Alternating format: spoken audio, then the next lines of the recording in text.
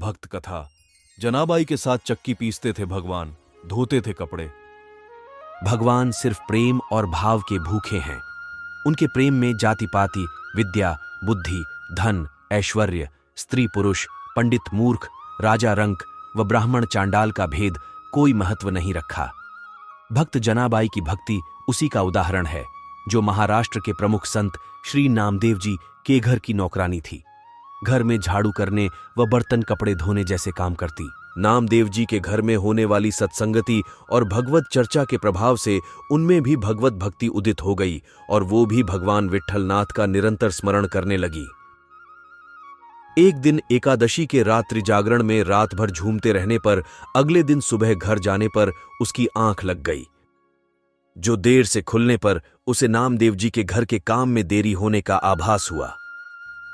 जल्दी से उठकर वह काम के लिए उनके घर पर पहुंची और जल्दी जल्दी काम करने लगी।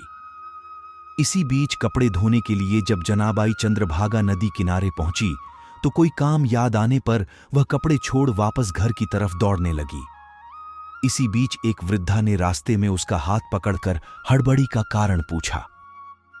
इस पर उसने देरी होने की सारी कथा बता दी। यह सुनकर वृद्धा ने जनाबाई को कहा कि वह घर का काम आराम से कराए, वह उसके कपड़े धो देगी। वृद्धा के स्नेहिल भाव व मोहनी वाणी से मंत्रमुग्ध हुई जनाबाई इसके बाद घर चली गई। वापस आकर देखा तो सारे कपड़े धुले हुए मिले। इसके बाद वृद्धा जनाबाई को कपड़े संभला कर जाने लगी। इसी बीच जनाबाई के मन में वृद्धा का परिचय जानने की जिज्ञासा हुई तो वह पूछने के लिए जैसे ही मुड़ी तो वृद्धा वहां से गायब मिली। इधर उधर ढूंढने पर भी वह नहीं मिली तो जनाबाई ने सारी कथा घर जाकर श्री नामदेव जी को बताई, जिसे सुनकर श्री नामदेव जी सब समझ गए और बोले कि जनाबाई तू धन्य है जिसके कपड़े धोने के लिए भगवान खुद वृद्धा के रूप में आए।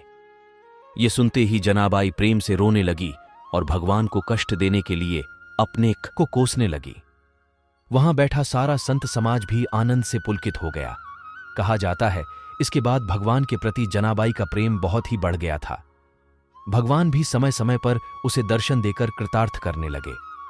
जनाबाई घर का काम करते हुए अभंग गाया करती थी, जो गाते गाते जब वह भाव विभोर होकर सुध बुध भूल जाती तो खुद भगवान उसके बदले कभी चक्की से आटा पीसते तो भी कपड़े धोने व झाड़ू पोंछे का काम करते। महाराष्ट्र कवियों ने जनिसंगे दलीले यानी जना के साथ चक्की पीसते थे ऐसा गाया है।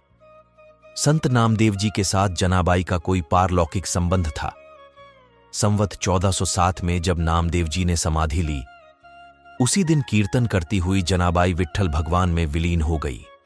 यदि आपको यह विट्ठल भक्त जनाबाई की कहानी अच्छी लगी हो तो प्लीज इसे शेयर, लाइक और सब्सक्राइब करें। धन्यवाद।